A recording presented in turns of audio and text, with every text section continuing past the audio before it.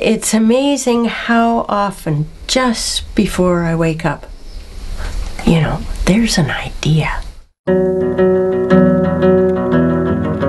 It was a question, what do you want to be when you grow up? I want to be Picasso.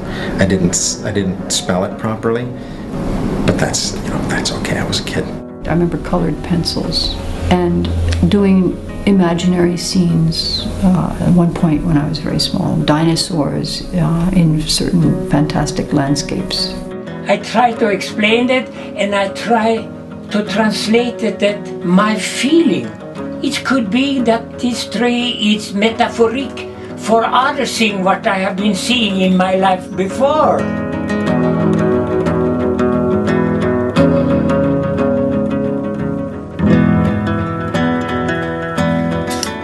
I'm Martha Shearer. I'm Canadian, and I do sculpture work. Since my dad was both a painter and a sculptor too. And probably as far as he was concerned, it took too long for me to decide. I started off actually when I was 35, 36, and I had asked him if he could show me how to weld.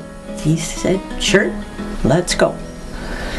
So that was the start, and I don't know how many years ago that was now, but we worked together for about a month, and he showed me how to weld, and then said, you're off, see what you can do.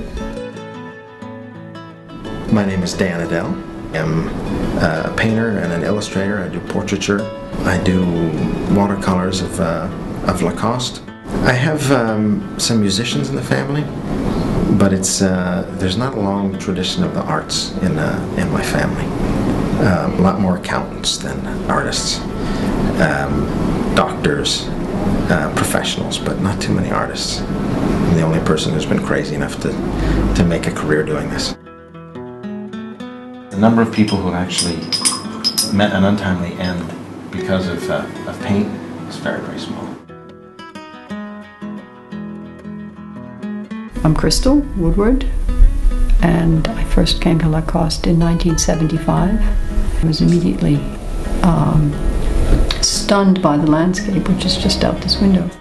I was born into a family where there were artists. My mother was an artist, my grandmother was an artist. My father was a scientist, but he was known for an artistic approach to his science. And so we had drawing materials right there at hand. It was natural. I started doing sculpture and painting, sculpture in the quarry and painting outdoors.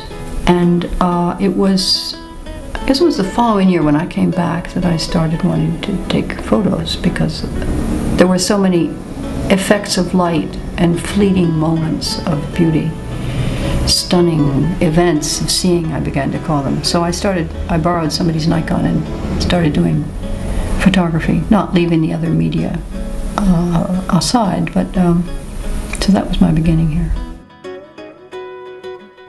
My name is Evert Lindford. I'm born in Sweden, but I came to Paris when I was very young for going to Academy of Beaux-Arts. So there I met Barbara, and then after we came here when we finished the study. So we have been living here in all the life, 60 years in Lacoste and 10 years in Paris. All my work is clay which I fired. This clay I pick up in the mountain here. Everybody think that the clay will be near the sea or some other ways, but the clay is like the Roman when they was here. They take all the clay in the mountain, and I take my material graduate from the mountain. And I have now been in 45 years. I've been doing this, what we say, terracotta. I want that people should get this feeling what I have when my eyes is looking on something, what is happening in my heart and what my hand is trying to do. Barbara Lindfors, born in Sweden, in Stockholm, and I am a painter, and I draw very much too. when I come in the road to Lacoste, I was afraid by the mountains. I liked the city, I liked la mer, and but we come to Lacoste. I see the village was very interesting. Des endroits très secrets où je pourrais dessiner, parce que j'aime beaucoup dessiner, j'ai beaucoup de dessins. Jamais la sculpture, ça n'a pas réussi. Les couleurs et les coins mystérieux qu'il y avait à Lacoste, ça m'a attiré quand même. I was actually doing published work in elementary school, if you could call it that. I entered the competition to do the cover of the little brochure, little playbill for an extremely abridged version of Shakespeare, and so I won that contest, and that was the first time I was published, which is very exciting. And I think that's what gave me a taste for doing published work. So throughout high school, I was doing illustrations for student newspapers, for the yearbook. So by the time I got to college, I was used to deadlines and working with editors, and continued actually at Dartmouth, same thing, working for student papers and publishing my work. After Marseille, I go to the Beaux-Arts in Paris because I said I must learn me from the beginning all the things. I was, sure, I was painting, I was drawing in the street and everything. But I think maybe I should start already in the school to learn me something. 1977, I proposed a new course to the program here, which was at that time run by Sarah Lawrence College.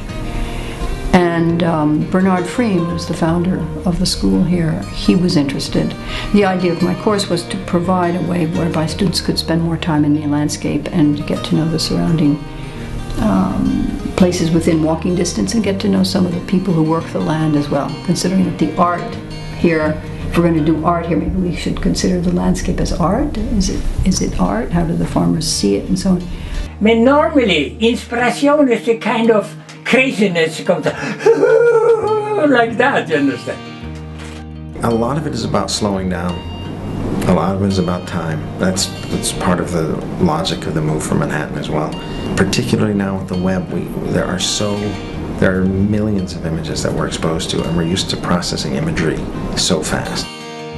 I begin to like the nature after I begin to paint the little flowers from amande and the little flower from cerise. It could be a variety of things that would make me want to take a picture. I mean, the other day when we were down there, we saw that cicada. It's just like, another miracle. That green creature's coming out of that sort of dried up, shriveled thing, and it's just so fantastic. And of course, sunrises can be like that as well, or thunderstorms and rainbows afterwards. It's not always so dramatic. When it doesn't go, he was so sad. You start to be poetic. Oh, I think I'll finish. I'll never. Oh, what happened with me? I can't work today. It's the moment for the work. When you can't work. You know, when a sculpture starts to pull itself together, it's such a nice feeling. You know, you think, okay, on to the next one. Yeah.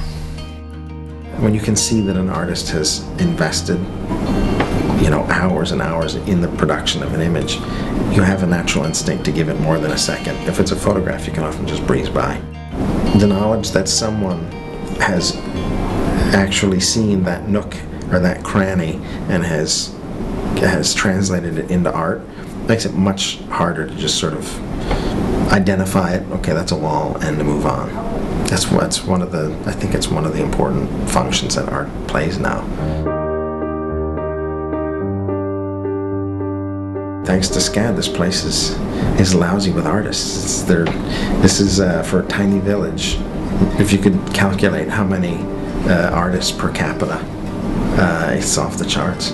It was the people that I met on the way that would sort of give me an idea. I started off farther east near the coast. I knew someone who worked for the school, and the idea of an art school, a campus, you know, in a perched, meaningful village was an extremely, you know, I just felt like, well, I have to see what that's like. At the time, they said, go west. How about go towards Avignon? In Avignon, I spoke to a woman who said, gee, Bonnieux is supposedly, you know, a pretty village. So I went to Bonnieux, and after Bonnieux, the people in Bonnieux were saying, if you're staying here for the winter, you should really go to Lacoste because they don't have the Mistral. So I ended up coming over here. You know, as soon as I came down here, I knew I wanted to live here. You know, this is about as far removed as you can get from living in Manhattan. Once I was here, there was no question about wanting to leave. I didn't want to. Et on était bien reçus avec les habitants ici. On trouvait, il y avait quand même des artistes, d'autres artistes à l'étranger. Les artistes ont été bien reçus. The fact that people are so welcoming and so ready to have new blood, you know, new stuff, new things happening. I think Lacoste is great. It's a little bit off the map, but we want to keep it that way.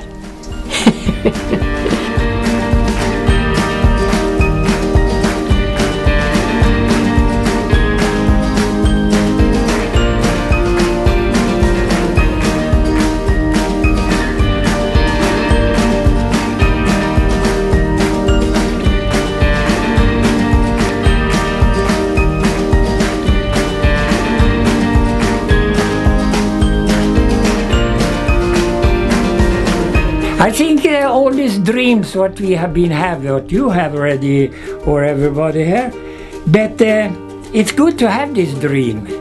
It's very good, but you never get it immediately. But you get it because you want it.